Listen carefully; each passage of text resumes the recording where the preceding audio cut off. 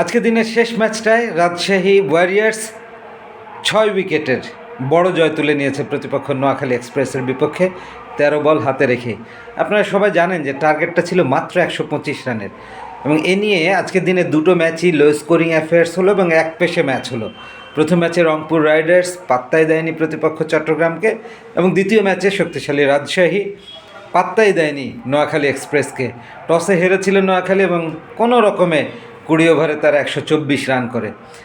হ্যাঁ, আজকের কন্ডিশনটা খুবই টাফ ছিল, ওভারকাস্ট ছিল, গুড়ি গুড়ি কুয়াশা পড়ছিল বৃষ্টির মতো, এবং ফিল্ডিং করা খুব টাফ ছিল। তবে বোলাররা কিন্তু অ্যাসিস্ট্যান্স পেয়েছে এই ধরনের ওভারকাস্ট কন্ডিশনে। সিম মুভমেন্ট ছিল, স্কিড করছিল, জোরে জোরে বল আসছিল। ব্যাটারদের জন্য কাজটা সত্যিকার অর্থেই কঠিন ছিল।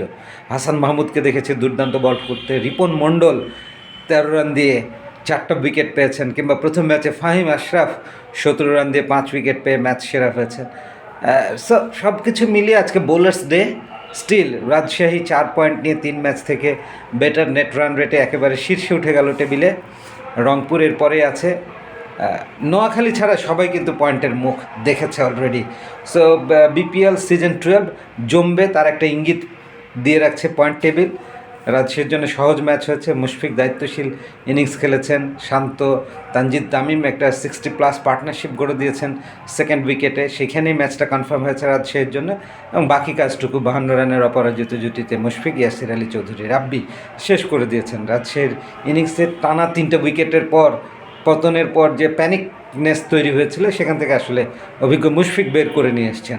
হান্নান সরকার হেড কোচ হিসেবে টিমের কম্বিনেশন ফরমেশন যেভাবে সাজিয়েছেন, যথেষ্ট ব্যালেন্স, এবং ফলাফলও মাঠে রাজশাহী ওয়ারিয়ার্স বয়ে নিয়ে আসছে। কংগ্রাচুলেশনস। আগামীকালও দুটো ম্যাচ আছে, আমাদের সঙ্গেই থাকবেন। ভালো লাগলে শেয়ার করবেন। Thanks for watching.